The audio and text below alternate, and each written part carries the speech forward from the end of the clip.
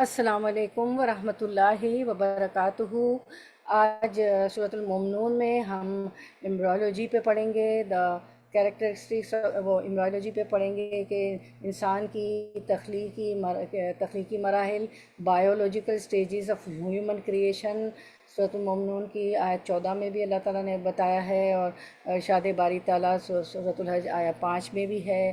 تو اس کو ہم دیکھیں گے تو اللہ تعالیٰ فرماتی ہیں کہ لوگوں، ہم نے اگر تمہیں زندگی کے بعد موت کے بارے میں کچھ شک ہے تو تمہیں معلوم ہو کہ ہم نے تم کو مٹی سے پیدا کیا، پھر نطفے سے، پھر خون کے لوتھڑے سے، پھر گوشت کی بوٹی سے، جو شکل والی بھی ہوتی ہے اور بے شکل بھی۔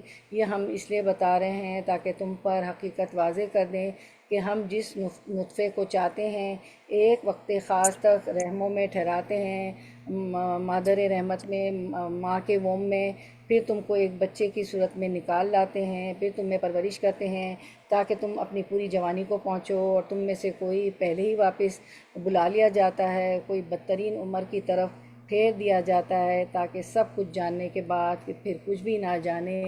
تو یہ ہماری حقیقت ہے۔ پھر اللہ تعالیٰ فرماتے ہیں پھر نطفے کو لوتھڑا بنایا، پھر لوتھڑے کو بوٹی بنایا، پھر بوٹی کو ہڈیاں بنایا، پھر ہڈیوں پر چڑھایا، پھر ہم نے اسے ایک اور ہی مخلوق بنا کر پیدا کر دیا۔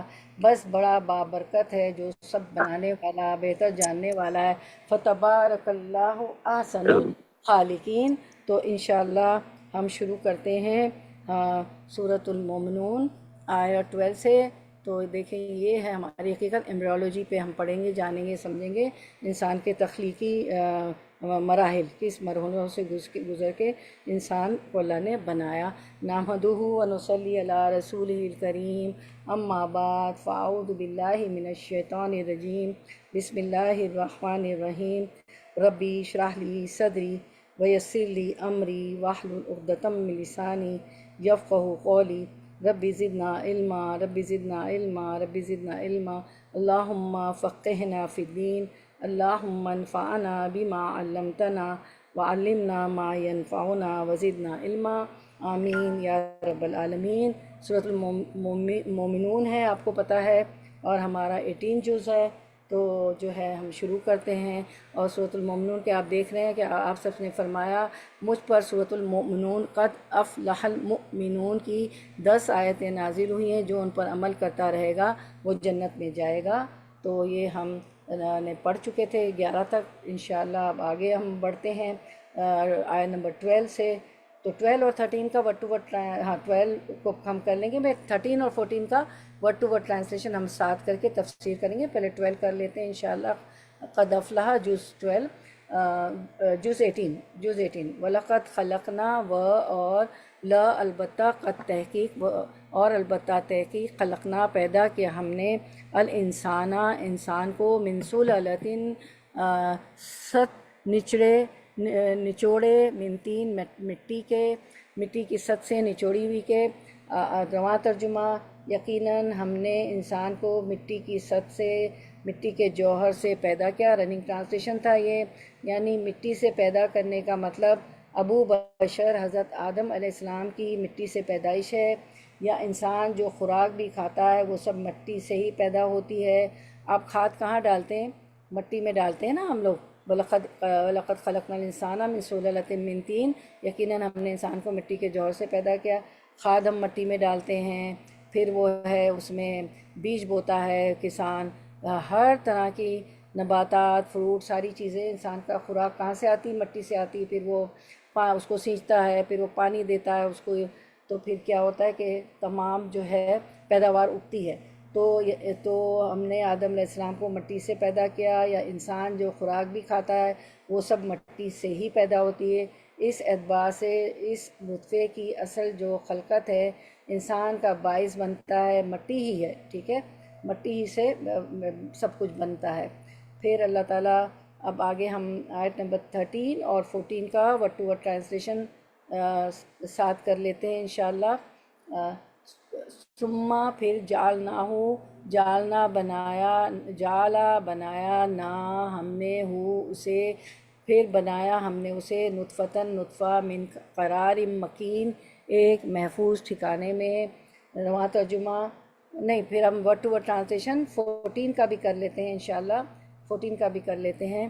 ثم پھر خلقنا بنایا ہم نے النطفہ نطفے کو علقتاً علقہ جمع و خون فخلقنا پھر خلق بنایا نا ہم نے فخلقنا پھر بنایا ہم نے العلقۃ جمع و خون کو مدغتاً مدغہ گوشت کی بوٹی فخلقنا پھر بنایا ہم نے المدغۃ بوٹی کو عظاماً ہڈیاں فکسونا پھر پہنایا ہم نے العظام ہڈیوں کو لحماً گوشت ثم پھر انشاناہ اٹھایا ہم نے اسے خلقاً مخلوق آخرا دوسری فتبارکا تو بہت بابرکت ہے اللہ اللہ احسن جو سب سے اچھا ہے الخالقین پیدا کرنے والوں میں، ٹھیک ہے، خالق کی جمع۔ تو اب ہم دونوں کا رواں ترجمہ دیکھ لیتے ہیں۔ پہلے ہم 13 کا دیکھیں گے تو امبرائیولوجی کے بارے میں ہے، علم الجنین، یہ ساری 2 آیتیں ہماری 13 اور 14، biological stages of human creation, انسانی تخلیق کے مراحل، سورۃ الحج 5، سورۃ المؤمنون جو ہے وہ 14 ہے، ٹھیک ہے۔ پھر ہم دیکھیں گے اس کے بعد انسانی تخلیق کے مراحل، پھر امبرائیولوجی دیکھیں گے، یخرج من بین الصلب والترائب، ٹھیک ہے، کہ یہ جو ہے خلق من ماء دافق، وہ ایک اچھلتے ہوئے پانی سے انسان پیدا کیا گیا ہے، یخرج من بین الصلب والترائب جو پیٹھ اور سینے کے درمیان سے نکلتا ہے، ٹھیک ہے۔ اس کے بعد جو ہے ہم دیکھیں گے ہیومن کریشن پہ سارا دیکھیں گے کہ اچھا پھر ثم جعلناہ نطفۃ من قرار مکین، صحیح ہے۔ تو یہ ہماری جو ہے پھر اسے نطفہ بنا کر محفوظ جگہ میں ہم نے قرار دے دیا، ٹھیک ہے۔ تو تو ہم دیکھتے ہیں کہ محفوظ جگہ سے مراد رحم مادر ہے، مدر کی ووم ہے، ماں کی ووم ہے، ماں کا پیٹ، جہاں 9 مہینے بچہ بڑی حفاظت سے رہتا ہے اور پرورش پاتا ہے، اور ماں کو بھی کچھ پتہ نہیں چلتا کہ کس طرح اس کو کھانا پہنچ رہا ہے، کس طرح وہ بڑا ہو رہا ہے۔ اللہ کی قدرت آپ دیکھیں کہ کچھ بھی اس کو ماں کو بھی نہیں پتہ چلتا ہے کہ کیا ہو رہا ہے کیا نہیں ہو رہا ہے، ٹھیک ہے۔ پھر اس کے بعد ہم جو ہے سورۃ المؤمنون کی آیت نمبر 14 کو دیکھتے ہیں، آیت نمبر 14، ثم خلقنا النطفة علقة فخلقنا العلقة مضغة فخلقنا المضغة عظاما فکسونا العظام لحما، پھر نطفے کو ہم نے جمع و خون بنا دیا، پھر خون کے لوتھڑے کو گوشت کا ٹکڑا کر دیا، پھر گوشت کے ٹکڑے کو ہڈیاں بنا دی، پھر ہڈیوں کو ہم نے گوشت پہنایا، ثم انشاناہ خلقا آخرا، پھر دوسری بناوٹ میں اسے پیدا کر دیا، فتبارک اللہ احسن الخالقین، تو برکتوں والا ہے وہ اللہ جو سب سے بہترین پیدا کرنے والا ہے۔ تو یہ جو سورۃ المؤمنون کی آیت 14 ہے، تو اس کی تفسیر سورۃ الحج میں بھی ہم پڑھ چکے ہیں۔ تو پہلے سورۃ الحج کو ہم کی آیت کو دیکھ لیتے ہیں۔ تو یہ ہم پڑھیں گے امبرائیولوجی، علم الجنین، biological stages of human creation, انسانی تخلیق کے مراحل، سورۃ الحج 5 اور سورۃ المؤمنون 14، ٹھیک ہے۔ تو ہم دیکھتے ہیں اس میں کہ سب سے پہلے اللہ تعالیٰ فرماتے ہیں کہ فَلْيَنْظُرِ الْإِنسَانُ مِمَّا خُلِقَ، انسان کو دیکھنا چاہیے کہ وہ کس چیز سے پیدا کیا گیا، خُلِقَ مِن مَاءٍ دَافِقٍ، وہ ایک اچھلتے ہوئے پانی سے پیدا کیا گیا، یخرج من بین الصلب والترائب، جو پیٹھ اور سینوں کے درمیان سے نکلتا ہے، ٹھیک ہے۔ تو ہم دیکھتے ہیں سورۃ المؤمنون 13 کو دیکھ لیتے ہیں۔ یہاں پھر ہم نے اسے ایک محفوظ جگہ ٹپکی ہوئی بوند میں تبدیل کیا۔ سورۃ المؤمنون 13 کو پہلے دیکھ لیتے ہیں۔ اللہ تعالیٰ نے قرآن مجید میں آسمان اور ستارے کی قسم کھا کر انسان کو توجہ دلائی ہے کہ انسان کو اپنی تخلیق پر غور کرنا چاہیے کہ اسے کس طرح پیدا کیا گیا۔ انسان اچھل کر نکلنے والے پانی کے قطرے سے پیدا کیا گیا۔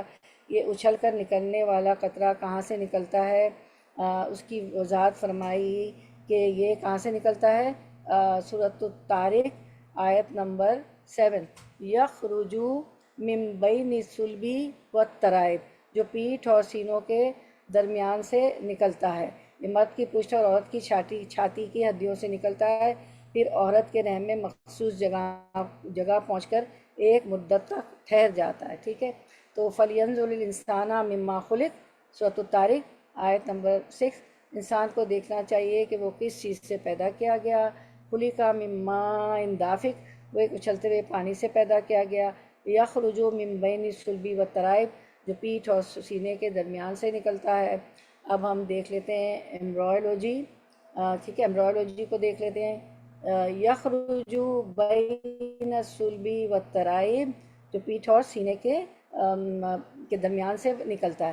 تو جو ہے علم الجنین، ایمبرائیولوجی کی روح سے یہ ثابت شدہ حقیقت ہے کہ جنین فیٹس کے اندر انسین ٹیسٹس، یعنی وہ غدود جن سے مادہ منویہ پیدا ہوتا ہے، ریڑھ کی ہڈی اور پسلیوں کے درمیان گردوں کے قریب ہوتے ہیں۔ دیکھیں گردہ بھی آپ کو بنا ہوا نظر آتا ہے، بیک بون ہے، ریبس ہیں، کڈنی ہے، ٹھیک ہے۔ تو یہ آہستہ آہستہ فوتوں میں اتر جاتے ہیں۔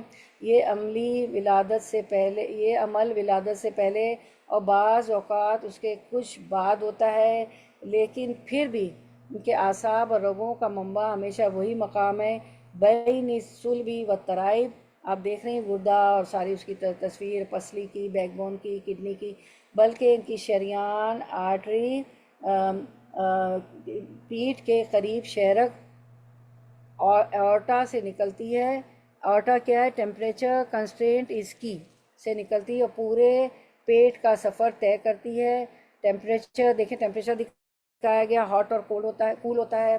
تو یہ جو ہے، بلکہ ان کی شریان آرٹری پیٹ کے قریب شہرک اورٹا سے نکلتی ہے اور پورے پیٹ کا سفر طے کرتی ہوئی ان کو خون مہیا کرتی ہے۔ اس طرح حقیقت میں انسین پیٹھ ہی کا جز ہے جو جسم کا زیادہ درجہ حرارت برداشت نہ کرنے کی وجہ سے فوتوں میں منتقل کر دیے گئے ہیں۔ علاوہ بری مادہ منویہ، اگرچہ منی آپ کو پتہ ہے نا، اگرچہ انسین پیدا کرتے ہیں اور وہ کیسا منویہ سیمینل ویسیکلز میں جمع ہو جاتا ہے، مگر اس کے اخراج کا مرکز تحریک بین الصلب والترائب ہے، جو کہ قرآن ہمیں بتاتا ہے، جو پیٹھ اور سینے کے درمیان سے نکلتا ہے پانی۔ تو یہ بین الصلب والترائب ہی ہوتا ہے۔ اور دماغ سے اعصابی رو جب اس مرکز کو پہنچتی ہے، تب اس مرکز کی تحریک ٹریگر ایکشن سے کیسا منویہ سکڑتا ہے اور اس سے مائع دافق پچکاری کی طرح نکلتا ہے۔ اس لیے قرآن کا بیان ٹھیک علم طب کی جدید تحقیقات کے مطابق ہے۔ مائع دافق ابھی آپ نے سورۃ الطارق میں پڑھا تھا، فَلْيَنْظُرِ الْإِنسَانُ مِمَّا خُلِقَ، انسان کو دیکھنا چاہیے کہ وہ کس چیز سے پیدا کیا گیا۔ خُلِقَ مِن مَاءٍ دافق، وہ ایک اچھلتے ہوئے پانی سے پیدا کیا گیا۔ یخرج من بین الصلب والترائب، جو پیٹھ اور سینے کے درمیان سے نکلتا ہے۔ تو یہ مائع دافق دیکھیں بالکل آخر میں جو پانی نکلتا ہے وہ بالکل کونے میں بنایا گیا ہے، لیفٹ سائڈ پہ دیکھیں، یہ مائع دافق ہے نا۔ تو یہ جو پیٹھ اور جو ہے کس سے نکلتا ہے؟ سینے کے درمیان سے، رب سے نکلتا ہے۔ تو ہم دیکھتے ہیں، اب ہم دیکھتے ہیں سورۃ المومنون 14، ٹھیک ہے۔ ثم خلقنا النطفة علقة فخلقنا العلقة مضغة فخلقنا المضغة عظاما فكسونا العظام لحما ثم انشأناه خلقا آخر، پھر نطفے کو ہم نے جمع و خون بنا دیا، پھر خون کے لوتھڑے کو گوشت کا ٹکڑا دیا، پھر گوشت کے ٹکڑے کو ہڈیاں بنا دی، پھر ہڈیوں کو ہم نے گوشت بنایا۔ ثم انشأناه خلقا آخر، پھر دوسری بناوٹ میں اسے پیدا کر دیا۔ فتبارک اللہ احسن الخالقین، برکتوں والا ہے وہ اللہ جو سب سے بہترین پیدا کرنے والا ہے۔ تو اس کی تفصیل سورۃ الحج میں گزر چکی ہے، تو ہم سورۃ الحج پہلے اس میں دیکھ لیتے ہیں کہ انسان کے تخلیقی جو ہے مراحل، کہ اللہ تعالیٰ فرماتے یا ایھا الناس ان کنتم فی ریب من البعث فإنا خلقناکم من تراب ثم من نطفة ثم من علقة ثم من مضغة مخلقة وغیر مخلقة لنبین لکم ونقر فی الارحام ما نشاء الی اجل مسمى ثم نخرجکم طفلا۔ لوگوں، اگر تمہیں زندگی بعد موت کے بارے میں کچھ شک ہے تو تمہیں معلوم ہو کہ ہم نے تم کو مٹی سے پیدا کیا، پھر نطفے سے، پھر خون کے لوتھڑے سے، پھر گوشت کی بوٹی سے جو شکل والی بھی ہوتی ہے اور بے شکل بھی۔ یہ ہم اس لیے بتا رہے ہیں تاکہ تم پر حقیقت واضح کر دے۔ ہم جس نطفے کو چاہتے ہیں ایک وقت خاص تک رحموں میں ٹھہرائے رکھتے ہیں، پھر تم کو ایک بچے کی صورت میں نکال لاتے ہیں۔ ثم نخرجکم طفلا ثم لتبلغوا اشدکم ومنکم من یتوفی ومنکم من یرد الی ارذل العمر لکی لا یعلم من بعد علم شیئا۔ پھر تم کو ایک بچے کی صورت میں نکال لاتے ہیں، پھر تمہیں پرورش کرتے ہیں تاکہ تم اپنی پوری جوانی کو پہنچو، اور تم میں سے کوئی پہلے ہی واپس بلا لیا جاتا ہے، کوئی بدترین عمر کی طرف پھیر دیا جاتا ہے، تاکہ سب کچھ جاننے کے بعد پھر کچھ نہ جانے۔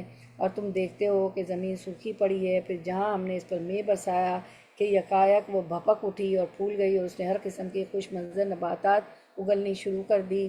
تو یعنی اللہ تعالیٰ فرماتے ہیں کہ لوگوں، اگر تمہیں مرنے کے بعد جی اٹھنے میں شک ہے تو سوچو، ہم نے تمہیں مٹی سے پیدا کیا، پھر نطفے سے، پھر خون بستہ سے، پھر گوشت کے لوتھڑے سے جو صورت دیا گیا تھا اور بے نقشہ تھا، یعنی نطفے قطرہ منی سے 40 روز بعد علقتن گاڑھا خون، اور علقتن سے مدغتن گوشت کا لوٹھا بن جاتا ہے، مخلقتن سے وہ بچہ مراد ہے جس کی پیدائش واضح اور شکل و صورت نمایاں ہو جائے، اس کے برعکس جس کی شکل و صورت واضح نہ ہو، نہ اس میں روح پھونکی جائے اور قبل از وقت ہی وہ ساقط ہو جائے۔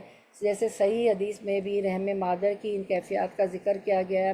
مثلا ایک حدیث میں ہے کہ نطفہ 40 دن بعد علقہ گاڑھا خون بن جاتا ہے، پھر 40 دن کے بعد یہ مضغہ لوتھڑا یا گوشت کی بوٹی کی شکل اختیار کر لیتا ہے، پھر اللہ تعالیٰ کی طرف سے ایک فرشتہ آتا ہے جو اس میں روح پھونکتا ہے، یعنی 4 مہینے بعد نفخ روح ہوتا ہے اور بچہ ایک واضح شکل میں ڈھل جاتا ہے۔ اس کو آپ صلی اللہ علیہ وسلم نے حدیث مبارکہ میں فرمایا ہے کہ حدیث میں ہے کہ ہم سے صادق و مصدوق رسول اللہ صلی اللہ علیہ وسلم نے بیان فرمایا کہ تمہاری پیدائش کی تیاری تمہاری ماں کے پیٹ میں 40 دنوں تک نطفے کی صورت میں کی جاتی ہے۔ صحیح بخاری کی حدیث ہے 3208، ٹھیک ہے۔ پیٹ میں 40 دنوں تک نطفے کی صورت میں کی جاتی، اتنی ہی دنوں تک پھر ایک بستہ خون کی صورت میں اختیار کیے رہتا ہے، اور پھر وہ اتنے ہی دنوں تک ایک مضغہ گوشت رہتا ہے۔ اس کے بعد اللہ تعالیٰ ایک فرشتہ بھیجتا ہے، اسے 4 باتوں کے لکھنے کا حکم دیتا ہے۔ اس سے کہا جاتا ہے کہ اس کے عمل، اس کا رزق، اس کی مدت زندگی، اور یہ کہ وہ بد ہے یا نیک ہے لکھ لے۔ اب اس نطفے میں روح ڈالی جاتی ہے۔ یاد رکھو ایک شخص زندگی بھر نیک عمل کرتا رہتا ہے، اور جب جنت اس کے درمیان صرف ایک ہاتھ کا فاصلہ رہ جاتا ہے تو اس کی تقدیر سامنے آ جاتی ہے، دوزخ والوں کے عمل شروع کر دیتا ہے۔ اسی طرح ایک شخص زندگی بھر برے کام کرتا رہتا ہے، اور جب دوزخ اور اس کے درمیان صرف ایک ہاتھ کا فاصلہ رہ جاتا ہے تو اس کی تقدیر غالب آ جاتی ہے اور جنت والوں کے کام شروع کر دیتا ہے۔ اب ہم یہ جو سارا اللہ تعالیٰ نے پروسیس بتایا نا، نطفہ، علقہ، مضغہ، مخلقہ، تو اس کو ہم دیکھ لیتے ہیں۔ ایک چارٹ، انسانی تخلیق کے مراحل، biological stages of human creation. تو اس میں سب سے اوپر آپ دیکھیں سورۃ الحج کی آیت 5 ہے جو ابھی میں نے پڑھی، پھر سورۃ المومنون کی آیت 14 ہے جو آج کی ہماری آیت ہے۔ تو اللہ تعالیٰ فرماتے ہیں کہ ان کنتم فی ریب من البعث فانما خلقناکم من تراب، تو ہم نے تمہیں تراب سے پیدا کیا۔ تراب مٹی غذا بنانے کے کام آتی ہے، تو مٹی سے پیدا کیا۔ پھر اللہ تعالیٰ فرماتے ثم من نطفۃ، نطفہ غذا سے بنتا ہے، اور غذا مٹی سے بنتی ہے۔ زمین میں ظاہر ہر چیز بوئی جاتی ہے، کھاد ڈالی جاتی ہے، تو نطفہ غذا سے بنتا ہے اور غذا مٹی سے بنتی۔ تو مادہ تولید جو رحم مادر میں ٹپکایا جاتا ہے میاں بیوی کے ریلیشن سے، وہ نطفہ کہلاتا ہے، ٹھیک ہے۔ پھر اللہ تعالیٰ فرماتے ہیں ثم من علقۃ، ٹھیک ہے، پھر میں نے تمہیں علقۃ سے بنایا۔ تو علقہ جمع و خون ہوتا ہے، معلق ہوتا ہے، رحم مادر کے ساتھ لٹکا ہوا ہوتا ہے، ٹھیک ہے۔ پھر ثم من مدغۃ، ٹھیک ہے۔ پھر اللہ تعالیٰ فرماتے ہیں کہ پھر خون کا لوتھڑا ہوتا ہے مدغہ، جو بعد میں گوشت کا لوتھڑا بن جاتا ہے۔ پھر اللہ تعالیٰ فرماتے ہیں مخلقۃ، مخلقہ ہموار مکمل وہ مدغہ جو انسانی شکل میں ڈھل جائے، یعنی شکل دیا ہوا ہو جس میں روح بھی پھونک دی جاتی۔ پھر اللہ تعالیٰ فرماتے ہیں وغیرہ مخلقۃ، نامکمل شکل، یہ وہ مدغہ جس میں روح نہ پھونکی جائے، ٹھیک ہے، مخلقہ جس میں روح، مخلقتن جس میں روح پھونکا جائے، غیر مخلقتن نامکمل شکل یہ وہ مدغہ جس میں روح نہ پھونکی جائے، ٹھیک ہے۔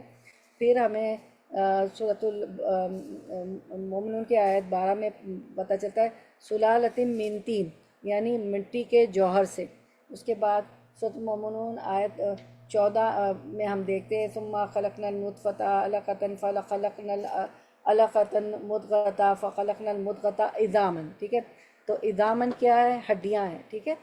اللہ تو ہے گوشت کے اندر ہڈیاں بھی بنا دیتے ہیں، ہڈیاں بناتے ہیں اللہ تعالیٰ، پھر ہڈیوں پہ فکسون العظم لحمن، پھر کیا کرتے ہیں اللہ تعالیٰ اس پہ ہڈیوں پہ لحم گوشت چڑھا دیتے ہیں، ٹھیک ہے۔ تو پھر ہم نے ہڈیوں پر گوشت چڑھایا، یعنی گوشت کا لباس پہنا دیا، فکسون عظامن لحما، ٹھیک ہے۔ پھر ہم نے ہڈیوں پر گوشت چڑھایا یعنی گوشت کا لباس پہنا دیا، صحیح ہے۔ اور پھر کیا اللہ تعالیٰ کہتے ہیں کہ اب یہ ہم نے پہنا دیا، اور جو ہے یہ ہماری آیت نمبر کیا تھی؟ سورۃ المومنون کی آیت نمبر 14 تھی۔ ثم انشاء خلقا آخرا، پھر ہم اس کو جو ہے ایک ایک مخلوق بنا دیتے، اور پھر فتبارک اللہ احسن الخالقین، اور اللہ تعالیٰ جو ہے بہت ہی بابرکت ہے، اور جو ہے اللہ تعالیٰ جو سب سے بہترین پیدا کرنے والا ہے۔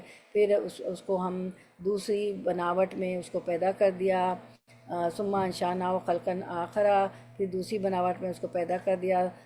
فتبارک اللہ احسن الخالقین، اور برکتوں والا ہے وہ اللہ جو سب سے بہترین پیدا کرنے والا ہے۔ تو یہ ساری بایولوجیکل تخلیقی مراحل تھے، ٹھیک ہے۔ تو اب جو ہے اللہ تعالیٰ فرماتے ہیں کہ پھر نطفے کو، یہ ہماری آیت سورۃ المومنین کی جو 14 ہے اس کو دیکھ لیتے ہیں کہ اس کی یہاں پھر سے اس کو بیان کیا گیا تخلیقی مراحل کو، آیت نمبر 14 سورۃ المومنون کی، کہ ہم ثم خلقنا النطفۃ علقۃ فخلقنا العلقۃ مضغۃ فخلقنا المضغۃ عظاما فکسونا العظام لحما، پھر نطفے کو ہم نے جمع و خون بنایا، نطفے کو ہم نے جمع و خون بنا دیا، پھر نطفے کو ہم نے جمع و خون بنایا، پھر خون کے لوتھڑے کو گوشت کا ٹکڑا کر دیا، پھر گوشت کے ٹکڑے کو ہڈیاں بنا دی۔ تو اس کی تفصیل سورۃ الحج میں بھی ہے۔ پھر یہاں پھر سے بیان کیا گیا، تاہم وہاں مخلطن کا جو ذکر تھا، یہاں اس کی وضاحت مدغتن کو ہڈیوں میں تبدیل کرنے اور ہڈیوں کو گوشت پہنانے سے کر دی ہے۔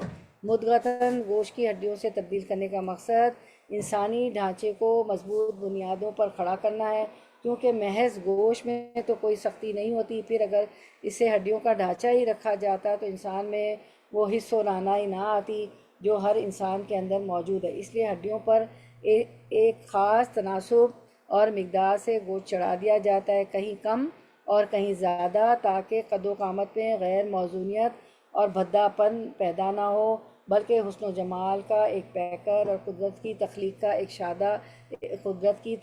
شاہکار ہو۔ اسی چیز کو قرآن نے ایک دوسرے مقام پر اس طرح فرمایا سورۃ التین میں، لقد خلقنا الانسان فی احسن تقویم، یقیناً ہم نے انسان کو بہترین صورت میں پیدا کیا، یعنی انسان کو احسن تقویم یعنی بہت اچھی ترکیب یا بہت اچھے ڈھانچے میں بنایا۔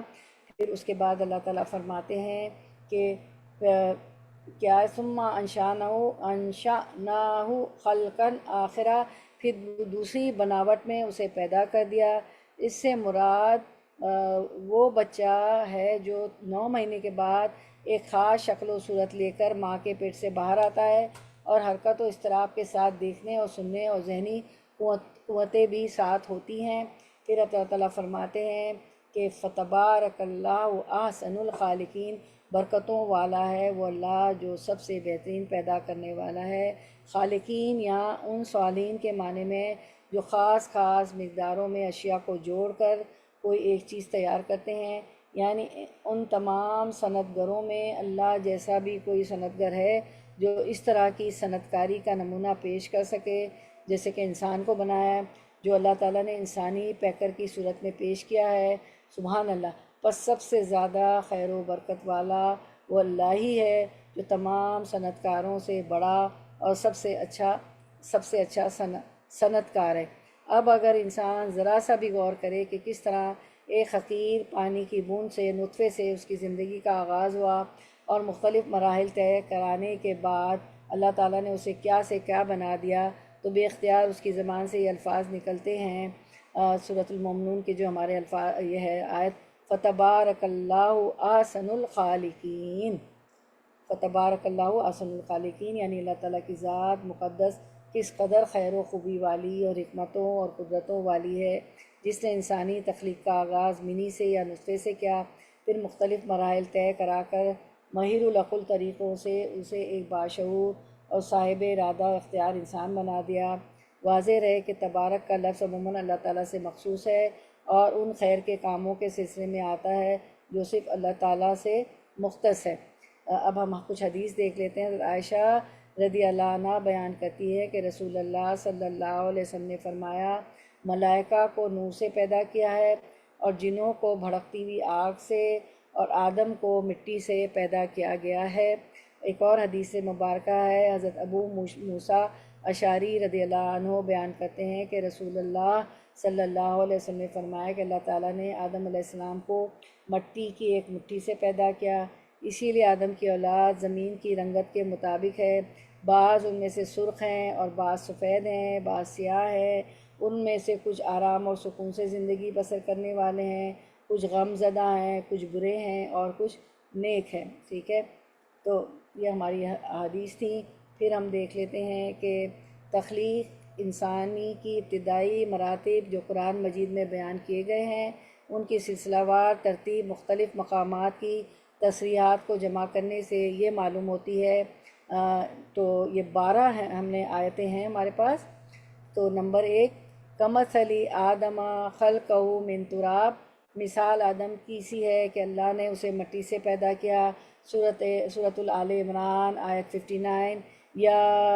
نمبر 2، یا ایھا الناس اتقوا ربکم الذی خلقکم من نفس واحدۃ، حوا کو آدم سے پیدا کیا، سورۃ النساء 1۔ نمبر 3، وَلَقَدْ خَلَقْنَا الْإِنسَانَ مِنْ صَلْصَالٍ مِنْ حَمَإٍ مَسْنُونٍ، ہم نے انسان کو سڑی ہوئی مٹی کے سوکھے گارے سے بنایا، سورۃ الحجر 26۔ نمبر 4، فَإِنَّا خَلَقْنَاكُم مِّن تُرَابٍ ثُمَّ مِن نُطْفَةٍ، ہم نے تم کو مٹی سے پیدا کیا ہے، پھر نطفے سے، سورۃ الحج 5۔ نمبر 5، ثُمَّ جَعَلْنَاهُ نُطْفَةً فِي قَرَارٍ مَّكِينٍ، اللہ نے انسان کو مٹی کے جوہر سے پیدا کیا، المومنون 12۔ نمبر 6، وَلَقَدْ خَلَقْنَا الْإِنسَانَ مِنْ صَلْصَالٍ مِنْ حَمَإٍ مَسْنُونٍ، ہم نے انسان کو سڑی ہوئی مٹی کے سوکھے گارے سے بنایا، سورۃ الحجر 26۔ نمبر 7، وَبَدَأَ خَلْقَ الْإِنسَانَ مِنْ طِینٍ، اس نے انسان کی تخلیق کی ابتدا گارے سے کی، سورۃ السجدہ آیت 7۔ نمبر 8، اِنَّا خَلَقْنَاهُم مِّن طِینٍ لَازِبٍ، ان کو تو ہم نے لیسدار گاڑے سے پیدا کیا، سورۃ الصافات آیت 11۔ نمبر 9، انی خالق بشرا من طین، میں مٹی سے ایک بشر بنانے والا ہوں، سورۃ الصاد 71، یعنی آدم علیہ السلام۔ نمبر 10، هو الذی خلقکم من تراب ثم من نطفۃ ثم من علقۃ ثم یخرجکم طفلا، اللہ نے تمہیں مٹی سے پیدا کیا، پھر نطفہ، پھر لوتھڑا بنا کر تمہیں پیدا کرتا ہے، پہلے تم بچے ہوتے ہو، سورۃ المؤمن 67۔ خلقنا الانسان من صلصال کالفخار، انسان کو اس نے ٹھیکری جیسے سوکھے سڑے ہوئے گاڑے سے بنایا، سورۃ الرحمن آیا 14۔ نمبر 12، انا خلقنا الانسان من نطفۃ، اللہ نے انسان کو مخلوط نطفے سے پیدا کیا۔ مخلوط نطفہ، مخلوط کہتے ہیں ملا جلا، یعنی منی جو تھی مرد کی اور عورت کی، میاں بیوی کی تھی نا، مخلوط ملے جلے نطفے سے، اس کو سورۃ الدہر آیت 2 میں اللہ تعالیٰ نے فرمایا، تو سورۃ الدہر کو سورۃ الانسان بھی کہتے ہیں۔ تو یہ حقیقت ہے انسان کی، کہیں گاڑا ہے، کہیں مٹی ہے، کہیں جو ہے ٹھیکری ہے، کہیں نطفہ ہے، کہیں بوٹی ہے، کہیں ہڈیاں اس پہ ہڈیوں پہ بوٹی چڑھائی گئی۔ تو انسان کی حقیقت آپ دیکھیں تو انسان کیا ہے، کچھ بھی نہیں ہے، اور پھر اس کے اوپر اتنی اکڑ، اتنا فخر، اتنا غرور، اور مان کے نہیں دیتے اللہ کی باتوں کو۔ تمام نبیوں نے کتنی محنت کی، تو ہم دیکھتے ہیں اب ایمبرائیولوجی کو دیکھ لیتے ہیں. تو یہ آپ نے پورا میں نے پڑھ دیا تھا آپ کو کہ علم الجنین کے بارے میں تھا کہ کس طرح یہ سائنٹیفک فیکٹ بھی ہم نے سارے پڑھ لیے کہ یخرج من بین الصلب والترائب. ٹھیک ہے نا. تو یہاں یہ بیان ٹھیک علم طب کی جدید تحقیقات کے مطابق ہے جو قرآن کی ساری آیتیں ہم نے پڑھی. ٹھیک ہے نا. سورۃ الطارق، سورۃ المؤمنون اور سورۃ الحج کی. تو یہ بیان ٹھیک علم طب کے جدید تحقیقات کے مطابق ہے.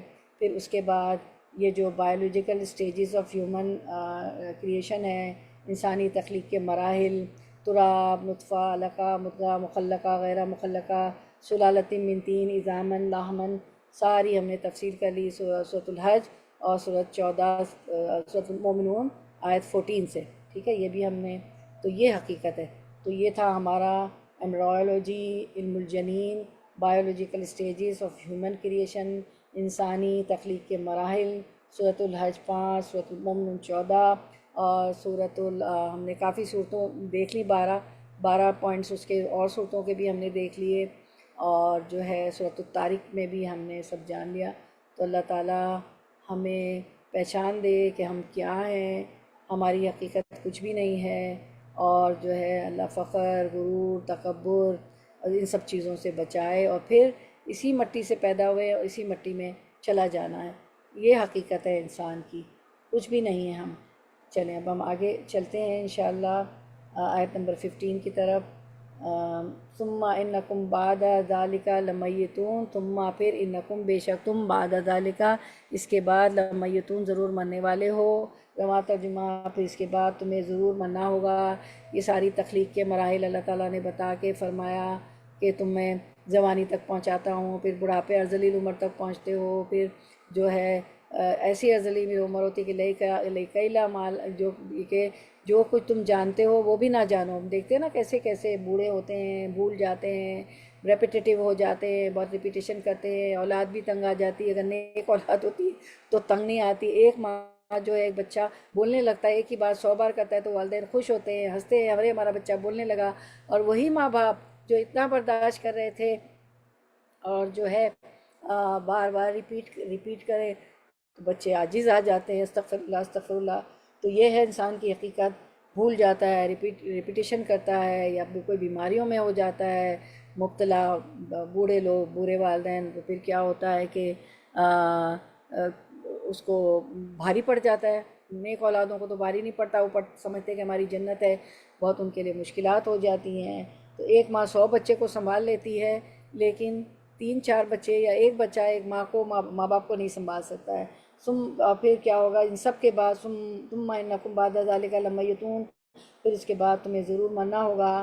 کوئی حقیقت ہماری نہیں. مٹی سے پیدا ہوئے، نطفے سے پیدا ہوئے، اس کے بعد زندگی گزارنے کے بعد کیا ہوگا، جوانی کو پہنچ کے بوڑھے ہو کے مر جانا ہے. دنیا میں کتنی بھی کامیابی حاصل کر لیں، کتنی بھی ڈگریاں لے لیں، کتنے بڑے بڑے محلات بنا لیں، کتنے بڑے عالم ہو جائیں دین کے، دنیا کے، زمین جائیداد، بڑے بڑے ٹاورز بھی کھڑے کر لیں، مال بھی بنا لیں، دنیا بھی گھوم لیں، کچھ بھی کر لیں، تو پھر نبیوں کو بھی یہی تھا. سب کو، ہر انسان کو جو ہے موت آئے گی. کل نفس ذائقۃ الموت. تو اس کے بعد تمہیں ضرور مرنا ہوگا. یہ ہماری حقیقت ہے. یعنی تمہارے دنیا میں آنا بھی تمہارے اپنے اختیار سے نہ تھا، بلکہ اللہ کے حکم کے مطابق تھا. اور اب اگر تم دنیا میں رہنا چاہو اور مرنے سے بچنے کی کوشش کرو تو یہ بات بھی ناممکن ہے، کیونکہ اللہ کا قانون یہی ہے کہ تمہیں موت آ کے رہے گی اور یہاں سے تمہاری اخروی زندگی کا آغاز ہو جائے گا. جیسے کہ نطفے سے تمہاری دنیاوی زندگی کا آغاز ہوا تھا. بالفاظ دیگر موت دنیاوی زندگی اور اخروی زندگی کی سرحد پر واقع ہے. ہم کہاں ہیں؟ 2 ملکوں کی سرحد ہوتی ہے نا، تو دنیاوی زندگی اور اخروی زندگی کی جو ہے سرحد پر ہم جو ہے زندگی، موت جو ہے واقع ہے. موت کہاں ہے؟ دنیاوی زندگی اور اخروی زندگی کی سرحد پہ واقع ہے. جیسے 2 ملکوں کی باؤنڈری لائن ہوتی ہے نا، سرحد ہوتی. چلے اب آیت نمبر 23 ورڈ ٹو ورڈ ٹرانسلیشن. ثم انکم یوم القیامت تبعثون، ثم پھر انکم بے شک تم یوم دن القیامت قیامت کے تبعثون تم اٹھائے جاؤ گے. پھر قیامت کے دن بلا شبہ تم سب اٹھائے جاؤ گے. اسی بات کو سورۃ العنکبوت میں اللہ تعالیٰ فرماتے ہیں کہہ دیجئے کہ زمین میں چل پھر کر دیکھو تو صحیح. میں نے رواں ترجمہ کر دیا. پھر قیامت کے دن بلا شبہ تم سب اٹھائے جاؤ گے. پھر اس کے ریفرنس میں سورۃ العنکبوت کی آیت ہے، قُلْ سِیرُوا فِی الْأَرْضِ فَانظُرُوا کَیْفَ بَدَأَ الْخَلْقَ ثُمَّ اللَّهُ يُنشِئُ النَّشْأَةَ الْآخِرَةَ. کہہ دیجئے کہ زمین میں چل پھر کر دیکھو تو صحیح کہ کس طرح اللہ تعالیٰ نے ابتدائی پیدائش کی، پھر اللہ تعالیٰ ہی دوسری نئی پیدائش کرے گا، یعنی موت کے بعد دوسری زندگی، حساب کتاب شروع ہوگا. ان اللہ علی کل شیء قدیر. اللہ تعالیٰ ہر چیز پر قادر ہے. تو موت کے بعد پھر ایک دوسری زندگی ہے. پھر اللہ تعالیٰ فرما رہے ہیں یعنی جس طرح ثم انکم یوم القیامۃ تبعثون، پھر یقیناً تم قیامت کے دن دوبارہ اٹھائے جاؤ گے. یعنی جس طرح نطفے سے انسان بننے میں تمہارا اپنا کچھ بھی اختیار نہ تھا، اور اللہ تعالیٰ نے اپنی قدرت کاملہ اور حکمت سے تمہیں مختلف مراحل طے کرا کر تمہیں پیدا بھی کیا. ماں کے رحم مادر میں مختلف تخلیقی مراحل تھے، اس سے تمہیں پیدا کیا اور ایک مہیر العقول تخلیق بھی بنا دیا. اس طرح موت کے بعد اسی جسم کا خلاصے سے مختلف مراحل طے کرا کر تمہیں دوبارہ اسی طرح زندہ پیدا کرے گا جس طرح پہلی بار کیا تھا. چنانچہ سورۃ الانشقاق میں اللہ تعالیٰ نے کئی قسمیں کھانے کے بعد فرمایا، سورۃ الانشقاق 19، لَتَرْكَبُنَّ طَبَقًا عَنْ طَبَقٍ. ٹھیک ہے، یقیناً تم ایک حالت سے دوسری حالت پر پہنچو گے. یعنی یہ مراحل تمہیں بہرحال طے کرنا ہوگا. اللہ تعالیٰ نے پہلی تخلیق کے مراحل کا تو ذکر کئی مقامات پر فرما دیا، ابھی ہم نے سب پڑھ لیا، لیکن اس لیے وہ انسان کے مشاہدے میں آتے رہتے ہیں. اور دوسری زندگی کے مراحل کا ذکر اس لیے نہیں فرمایا کہ نہ تو وہ انسان کے مشاہدے میں آ سکتے ہیں اور نہ ہی انسان کی عقل ان مراحل کو سمجھ سکتی ہے. صرف ہمیں جتنا ہم سمجھ سکتے ہیں قرآن اور حدیث سے بتا دیا ہے کہ قبر ہے، برزخ کی زندگی ہے، پھر دوبارہ اٹھائے جائیں گے، سور پھونکا جائے گا، پھر جو ہے حشر کا میدان ہے، پھر جو ہے حساب کتاب ہوگا، پلسرات ہے، ہماری رجسٹر، ہماری کتابیں ہوں گی، اور نیک روئے لین میں ہے، بد روئے سجین میں. یہ سارا تو وہ انسان کے مشاہدے میں نہیں آ سکتے، نہ ہی انسان کی عقل اور ان مراحل کو سمجھ سکتی ہے. ٹھیک ہے، وہ تو اسی وقت قیامت کے روز ہی سب سمجھ آئے گا، لیکن ہمارے سمجھانے کے لیے جتنا ہمارے قرآن اور حدیث سے معلوم ہے وہی ہمیں معلوم ہے. پھر آیت نمبر 17 دیکھ لیتے ہیں، ورڈ ٹو ورڈ ٹرانسلیشن. وَلَقَدْ اور لقد البتہ تحقیق خلقنا بنائے ہم نے فوقکم تمہارے اوپر سبع 7 طرائق راستے، وما اور نہیں کننا ہیں ہم عن الخلق مخلوق سے غافلین غافل. ٹھیک ہے، رواں ترجمہ، ہم نے تمہارے اوپر 7 آسمان بنائے ہیں اور ہم مخلوقات میں غافل نہیں ہیں. رواں ترجمہ تھا یہ. تو اب تفسیر دیکھ لیتے ہیں. وَلَقَدْ خَلَقْنَا فَوْقَكُمْ سَبْعَ طَرَائِقَ، تو ہم نے تمہارے اوپر 7 آسمان بنائے ہیں. طرائق طریقے کی جمع ہے، مراد آسمان ہے. آسمان عرب جو ہوتے ہیں اوپر تلے چیز کو بھی کہتے ہیں، آسمان بھی اوپر تلے ہیں اس لیے انہیں طرائق کہا گیا. یا طریقہ بامانی راستہ ہے، آسمان ملائکہ کے آنے جانے یا ستاروں کی گزرگاہ، اس لیے انہیں طرائق قرار دیا. خلق سے مراد ہے وما کننا عن الخلق غافلین، اور ہم مخلوقات میں غافل نہیں ہیں. تو خلق سے مراد مخلوق ہے، یعنی آسمان کو پیدا کر کے ہم اپنی زمینی مخلوق سے غافل نہیں ہو گئے، بلکہ ہم نے آسمانوں کو زمین پر گرنے سے محفوظ رکھا ہے تاکہ مخلوق ہلاک نہ ہو. بغیر ستونوں کے دیکھیں آسمان کھڑا ہے. ہم تو بلڈنگ بناتے ہیں تو کتنے اس میں سریا لوہا ڈالتے ہیں، پھر اس کے پلرز بناتے ہیں تو ہمارے گھروں کی چھت کھڑی ہوتی ہے، بلڈنگ کی چھت کھڑی ہوتی ہے. تو ہم نے آسمانوں کو زمین پر گرنے سے محفوظ رکھا ہے تاکہ مخلوق ہلاک نہ ہو. یہ مطلب ہے کہ مخلوق کی مصلحتوں اور ان کی ضروریات زندگی سے غافل نہیں ہے اللہ تعالیٰ، بلکہ ہم اس کے انتظام کرتے ہیں. سارے انتظامات ہیں ہمارے نا، سونے جاگنے، سورج چاند، روشنی، گرمی سردی، پھل، ہر چیز، کھانا پینا، نباتات، رہنا سہنے کے طریقے، بلڈنگ، عمارتیں، تو سارے انتظام کرتے ہیں اللہ تعالیٰ. بعض نے یہ مفہوم بیان کیا ہے کہ زمین سے جو کچھ نکلتا یا داخل ہوتا ہے، اسی طرح آسمان سے جو اترتا اور چڑھتا ہے سب اس کے علم میں ہے، اور ہر چیز پر وہ نظر رکھتا ہے، اور ہر جگہ وہ اپنے علم کے لحاظ سے تمہارے ساتھ ہوتا ہے. اللہ تعالیٰ ہر جگہ اپنے علم کے لحاظ سے ہمارے ساتھ ہے. تو یہ جو بتایا یہاں پہ 7 طرائق نا، تو صبا کی روٹ ورڈ ہے سین با عین، سات، ٹھیک ہے، صبا کہتے ہیں 7 کو، اور طرائق ترق پو را قاف، تو رے قاف، پو را قاف یعنی اوپر تلے، ٹھیک ہے۔ تو پھر ہم دیکھتے ہیں کہ اللہ تعالیٰ نے پچھلی آیات میں وہ دلیل بیان فرمائی جو انفس سے تعلق رکھتی ہے، یعنی نفس سے ہمارا سارا کچھ تھا، تخلیقی مراحل اور ایمبرالوجی، اور جس کا منطقی نتیجہ یہ نکلتا تھا کہ فتبارک اللہ احسن الخالقین، ٹھیک ہے۔ آفاق سے چند دلائل اب اللہ تعالیٰ پیش کر رہے ہیں، آفاق سے انسان کی تخلیق کے بعد تو اللہ تعالیٰ فرماتے ہیں طرائق سے بعض علماء نے 7 آسمان یا 7 طبقات مراد لیے ہیں، جیسے ارشاد باری تعالیٰ علم ترو کیف خلق اللہ سبع سماوات طباقا، سورۃ النوح میں اللہ تعالیٰ فرماتے ہیں، سورۃ النوح، ٹھیک ہے، میں اللہ تعالیٰ فرماتے ہیں علم ترو کیف خلق اللہ سبع سماوات طباقا، ٹھیک ہے، کیا تم نے نہیں دیکھا کہ اللہ نے 7 آسمان کیسے اوپر تلے بنائے ہیں؟ اور بعض نے اس سے مراد 7 راستے ہی لیے ہیں جو فرشتوں کی آسمانوں میں آمد و رفت کے راستے ہیں، اور آسمان چونکہ 7 ہیں اس لیے یہ راستے بھی 7 ہیں۔ بعض علماء نے ان سے سیاروں ستاروں کے راستے اور مدار مراد لیے ہیں، چونکہ نزول قرآن کے زمانے میں بطلیموسی نظریہ حیت بھی درست سمجھا جاتا تھا، اور اس نظریے کے مطابق 7 سیارے ہی محو گردش ہیں، اور وہ چاند، زہرہ، عطارہ، سورج، مشتری، مریخ اور زحل، لہذا قرآن نے لوگوں کے علم اور سمجھ کے مطابق 7 ہی راستوں کا ذکر فرمایا ہے، اگرچہ اس سے زیادہ بھی ہو سکتے ہیں۔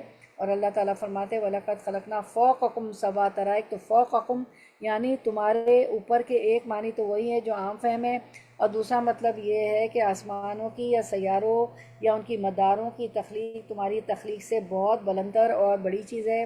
اور اس کا مطلب بھی تائید قرآن کریم کی اس آیت سے ہو جاتی ہے کہ سورۃ الغافر کی آیت ہم دیکھتے ہیں خلق السماوات والارض، خلق السماوات والارض اکبر من خلق الناس ولکن اکثر الناس لا یعلمون، سورۃ الغافر۔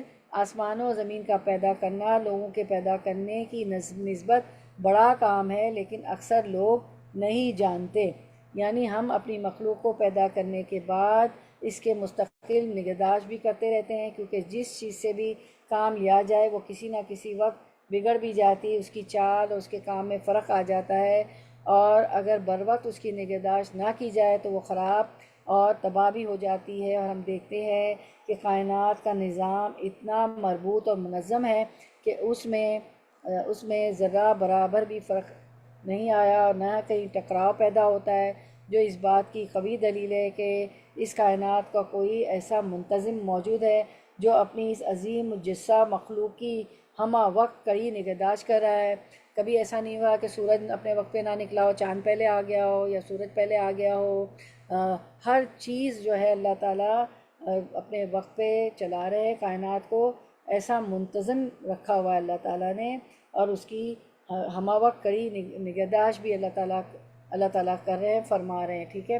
تو انسان کو دوبارہ زندہ ہونے پر اس لیے بھی یقین کرنا چاہیے کہ جس خالق نے اوپر نیچے 7 آسمان بنائے ہیں اور انہیں بغیر سہارے کے کھڑا کر رکھا ہے، اس کے لیے انسان کو دوبارہ پیدا کرنا کیوں کر مشکل ہو سکتا ہے؟ تو اللہ تعالیٰ نے 7 آسمانوں کی تخلیق کا ذکر فرما کر اس بات کی وضاحت فرمائی کہ ہم نے جو کچھ پیدا کیا ہے اس سے غافل نہیں ہیں، وما كنا عن الخلق غافلین، غافل نہیں ہے۔ اس فرمان میں آسمانوں کی بجائے طرائق کا لفظ استعمال ہوا ہے، وَلَقَدْ خَلَقْنَا فَوْقَكُمْ سَبْعَ طَرَائِقَ، کہ ہم نے تم پر 7 آسمان بنائے ہیں، ٹھیک ہے۔ تو طرائق کا لفظ استعمال کیا ہے جس کے بارے میں اہل علم کی 3 آراء کا اظہار ہے۔ تو 7 طرائق ہم دیکھ لیتے ہیں کہ 7 طرائق کا کیا معنی ہے، اہل علم نے کیا معنی لیے ہیں۔ تو یہ ہماری آیت ہے وَلَقَدْ خَلَقْنَا فَوْقَكُمْ سَبْعَ طَرَائِقَ وَمَا كُنَّا عَنِ الْخَلْقِ غَافِلِينَ، اور یقیناً ہم نے تم پر 7 آسمان بنائے، ہم تخلیق کے کام سے بے خبر نہیں ہیں، ٹھیک ہے۔ تو 7 طرائق کا معنی ہے اوپر نیچے 7 آسمان، ٹھیک ہے۔ نمبر 2، 7 طرائق سے مراد 7 قرأتیں ہیں، قرآن کی 7 قرأت ہے نا، 7 قرأتیں ہیں۔ اور نمبر 3، 7 طرائق سے مراد آسمان کے وہ دروازے ہیں جن کے ذریعے ملائکہ زمین پر آتے ہیں اور پھر آسمان پر چڑھ جاتے ہیں. تو سبع طرائق کے 3 معنی لی گئے. ٹھیک ہے، یہ اہل علم نے ان کی 3 آرا ہے. ٹھیک ہے، تو پھر ہم دیکھتے ہیں کہ بہرحال ان سے مراد آسمان ہو یا کوئی دوسری چیز، اس میں کوئی شک نہیں کہ اللہ تعالیٰ نہ صرف اپنی مخلوق سے پوری طرح باخبر ہے، بلکہ وہ اپنی مخلوقات کی ہر قسم کی ضروریات کو جانتا ہے اور کما حقہ ان کی ضروریات پوری کرنے والا ہے. بعض مفسرین نے غافلین کا معنی کیا ہے کہ اس نے آسمانوں اور کسی چیز کو بے مقصد پیدا نہیں کیا ہے. پھر ہم دیکھتے ہیں کہ اللہ تعالیٰ نے اوپر نیچے 7 آسمان پیدا فرمائے. اللہ تعالیٰ اپنی مخلوق اور اس کی ضروریات کو جانتا ہے. اللہ تعالیٰ نے کسی چیز کو بے مقصد پیدا نہیں کیا. پھر ہم دیکھتے ہیں زمین اور آسمان کی تخلیق کا مقصد اور اس کی مدت. اللہ تعالیٰ نے بغیر نمونے کے زمین و آسمان بنائے. سورۃ البقرہ 117. اللہ تعالیٰ نے 7 آسمان اور 7 زمینیں بنائیں. سورۃ البقرہ 29. اللہ تعالیٰ نے آسمان اور زمین کو برابر کیا. البقرہ 29. اللہ تعالیٰ نے آسمان کو چھت اور زمین کو فرش بنایا. البقرہ 22. اللہ تعالیٰ نے زمین اور آسمان کو 6 دنوں میں بنایا. سورۃ الاعراف 54. ٹھیک ہے، چلیں اب آپ کا Q&A ہے تو اس پہ ہم کنکلوڈ کرتے ہیں. 7 طرائق سے کیا مراد ہے؟ بڑی اچھی ڈیٹیل میں تفصیل گئی ہے. چلیں، اور کون سے 3 علماء کی آراء ہے؟ چلیں جو بھی آپ اس پہ بولنا چاہیں، جو آپ نے سمجھ میں آپ کیا ہے. چلیں بسم اللہ. سابقون الاولون کون بنے گا؟ 7 آسمان. جی بالکل بالکل، جزاک اللہ خیر. اور کوئی حصہ ڈالے گا؟ جی 7 طرائق.